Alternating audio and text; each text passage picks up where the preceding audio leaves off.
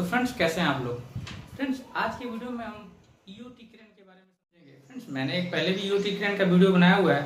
तो फ्रेंड्स उस वीडियो में मैंने जो कंट्रोल वायरिंग बताया था उसमें बहुत सारी चीज़ों को मैं नहीं बता पाया था डिटेल में।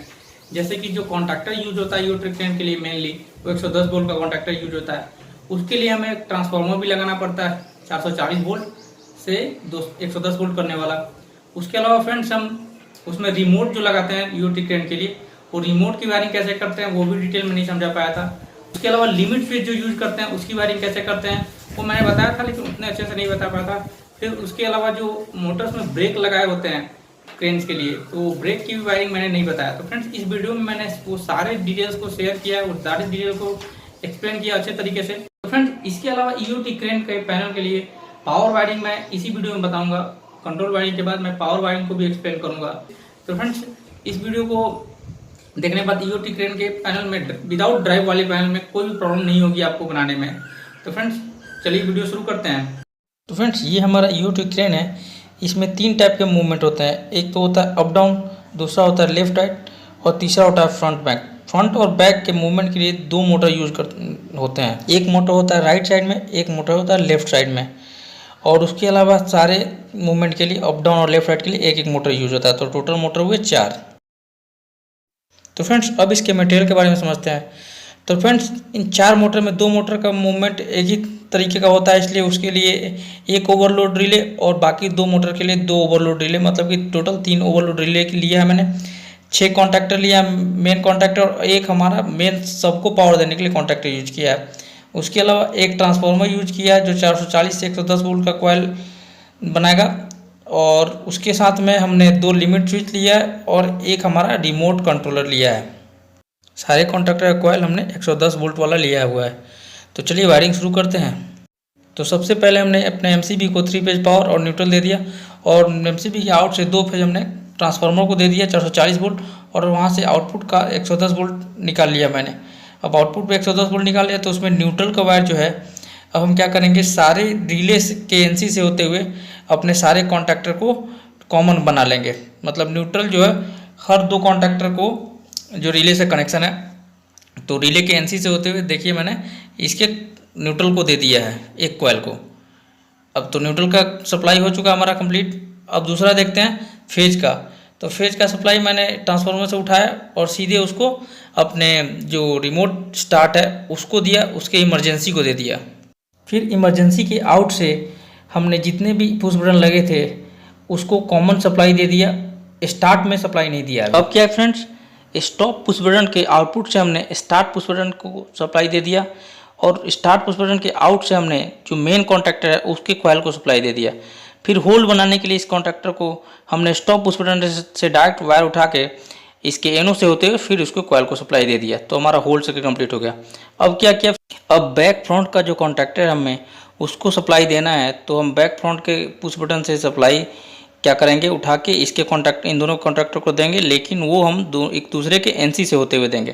तो फ्रेंड्स ये मैंने वायरिंग कर दिया, आप देख पा रहे हैं कि ग्रीन और ब्लू में किया है मैंने। तो ये जो वायरिंग जो लिया मैंने एक दूसरे कॉन्टैक्टर के एक सप्लाई उठाया और एक कॉन्टैक्टर के एनसी से होते हुए दूसरे कॉन्टैक्टर को कॉइल को दिया। सेम दूसरे में भी ऐसा किया है, जिससे क्या होगा कि कभी भी एक ही कॉन्टैक्टर हमेशा ऑन होगा। तो यही सेम काम जो हम लेफ्ट राइट का जो कॉन्टैक्टर है इन दोनों के साथ भी करेंगे। हम वहाँ इनके पुश बटन से वायर उठाएंगे और एक दूसरे के एनसी से होते हुए दूसरे को कॉइल को दे देंगे। तो फ्रेंड्स ये वायरिंग भी मैंने यहाँ पे कंप्लीट कर लिया है। तो फ्रेंड्स यहाँ मैंने रेड और पर्पल वायर में ये वायरिंग किया है। इन दोनों कॉन्टैक्टर को इनके पुश बटन से वायर उठा के कॉन्टैक्टर के पहले एनसी को दिया और वहाँ से वायर एनसी से वायर उठा के एनसी का आउट से उठा के दूसरे के कॉइल को दिया है। तो इन दोनों कॉन्टैक्टर का भी वायरिंग कंप्लीट हो चुका है। फ्रेंड्स यहाँ पे होल्ड बनाने की हमें ज़रूरत नहीं है, केवल इंचिंग सप्लाई देते हैं हम, तो इसलिए ज़्यादा कॉम्प्लिकेटेड नहीं है ये। अब हम जो हमारा अप डाउन का कॉन्टैक्टर है इसके कॉइल को सप्लाई देना है, लेकिन इसमें क्या होता है कि लिमिट स्विच भी कंट्रोल में रहता है। तो फ्रेंड इसमें भी वायरिंग सेम ही करना है, लेकिन बस अब क्या करना है कि पुश बटन से वायर उठा के लिमिट स्विच के एनसी से पे देना है और एनसी के आउट से हमें कॉन्टैक्टर के कॉइल को देना है। तो अभी ये वायरिंग करके दिखाता हूँ। तो फ्रेंड्स ये कनेक्शन भी मैंने कर दिया। हमने यहाँ से ऑरेंज और येलो वायर उठाया और लिमिट स्विच के एनसी को दिया और लिमिट स्विच के एनसी से आउट होके हमने एक कॉन्टैक्टर के एनसी को और वहाँ से आउट होके एनसी का आउट से दूसरे कॉन्टैक्टर कॉइल को दिया। सेम वैसे ही दूसरे कॉन्टैक्टर के साथ भी किया। लिमिट स्विच ये ध्यान रखना है कि कौन अप का लिमिट स्विच है और कौन सा डाउन का लिमिट स्विच है। तो अब हमारा कंट्रोल का वायरिंग कंप्लीट हो चुका है इस ईओटी क्रेन का। तो आप ध्यान से देखिए, एक एक स्टेप पॉज करके भी देख सकते हैं अगर कोई भी कन्फ्यूजन है तो फ्रेंड्स अब इसका पावर वायरिंग करते हैं हम। फ्रेंड्स पावर वायरिंग में भी मटेरियल सब सेम ही रहेगा, बस जो हमने मेन कॉन्टैक्टर लिया था सबसे पहले उस मेन कॉन्टैक्टर को सप्लाई देंगे और वहाँ से आउट होकर सारे कॉन्टैक्टर को हम इनपुट देंगे। तो फ्रेंड्स सबसे पहले मैंने 3 फेज पावर जो है अपना एमसीबी को दिया है और एमसीबी से आउट होकर हमने जो मेन कॉन्टैक्टर था उसके 3 फेज इनपुट उसको उस कॉन्टैक्टर को दे दिया। और उस कॉन्टैक्टर से फ्रेंड्स आउट होके सारे कॉन्टैक्टर को सप्लाई देंगे। तो फ्रेंड्स सबसे पहले मैंने उस कॉन्टैक्टर से आउट होके हमने ये जो हमारा पहला 2 कॉन्टैक्टर था हमारा बैक फ्रंट का, उनको सप्लाई दे दिया, लूप कर लिया फेज RYB फेज दोनों पे और फेज सीक्वेंस सेम रखा है। तो इस तरीके से आपको पहले 2 कॉन्टैक्टर की पावर वायरिंग करनी है। उसके बाद क्या किया, आउटपुट में मैंने फेज इनका इंटरचेंज कर दिया है। फ्रेंड्स आउटपुट में भी फेज RYB फेज लूप किया दोनों कॉन्टैक्टर को, लेकिन क्या किया यहाँ पे फेज सीक्वेंस चेंज कर दिया। आप देख पा रहे हैं आर जो रेड है उसको पहले पे नहीं डाला, उसको दूसरे पे डाला, येलो को यहाँ के दूसरे कॉन्टैक्टर पहले कॉन्टैक्टर के दूसरे नंबर से पहले पे डाल दिया। तो इस तरीके से फेज सीक्वेंस हमारा चेंज हो गया। फेज सीक्वेंस चेंज हो गया मतलब कि दोनों कॉन्टैक्टर से अब जो मोटर घूमेगा हमारा अपोजिट डायरेक्शन में घूमेगा। तो अब क्या करते हैं कि रिले के आउटपुट से अपने मोटर को पावर देना है हमें। तो फ्रेंड्स रिले जो कनेक्ट करना है सेम ऐसा ही कनेक्ट करना है जैसे मैंने दिखाया हुआ है। एक कॉन्टैक्टर के साथ तीनों फेज पे रिले कनेक्ट कर देना है और वहीं से लूप भी करना है पावर का दूसरे कॉन्टैक्टर के साथ RYB का। अब रिले के आउट से मैंने RYB जो है दोनों मोटर पे ले लिया क्योंकि दोनों मोटर एक ही डायरेक्शन में घूमना है।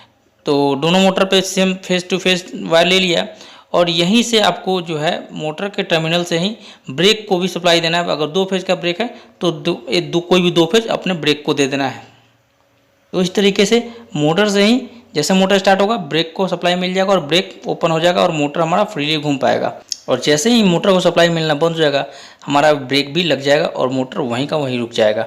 फ्रेंड्स तो इस तरीके से वायरिंग हमने करना है पावर का। और अब इसी तरीके से सेम सारे कॉन्टैक्टर के लिए पावर कर लेना है। तो सेम टू सेम वायरिंग मैंने लेफ्ट राइट कॉन्टैक्टर के लिए और अप डाउन कॉन्टैक्टर के लिए भी कर लिया है पावर का कनेक्शन। तो पहले इनपुट सप्लाई दिया, फिर दोनों कॉन्टैक्टर को लूप करके आउटपुट दिया और आउटपुट रिले से हमने मोटर को दे दिया। तो फ्रेंड्स अब आप समझ गए होंगे ईओटी क्रेन की कंट्रोल वायरिंग और पावर वायरिंग कैसे करनी है। तो फ्रेंड्स इस वीडियो में मैंने सारा डिटेल देने की कोशिश किया है ईओटी क्रेन से रिलेटेड। ड्राइव का बस कनेक्शन नहीं बताया इसमें। ड्राइव का कनेक्शन मैंने पहले ही वीडियो बनाया हुआ है, उसमें थोड़ा बहुत बताया ड्राइव कनेक्शन बारे में, तो वो वीडियो आप देख सकते हैं। और इसका प्रैक्टिकल भी मैंने पहले एक वीडियो में किया, वो भी आप वीडियो देख सकते हैं। तो फ्रेंड्स अगर ये वीडियो अच्छा लगा हो तो इस वीडियो को लाइक कीजिए, शेयर कीजिए और अभी तक आपने हमारे चैनल को सब्सक्राइब नहीं किया है तो हमारे चैनल को सब्सक्राइब जरूर कर लीजिए। ऐसी वीडियो आपको बहुत सारी मिलेगी हमारे चैनल पे कंट्रोल वायरिंग से रिलेटेड। तो फ्रेंड्स वीडियो समाप्त करते हैं। धन्यवाद।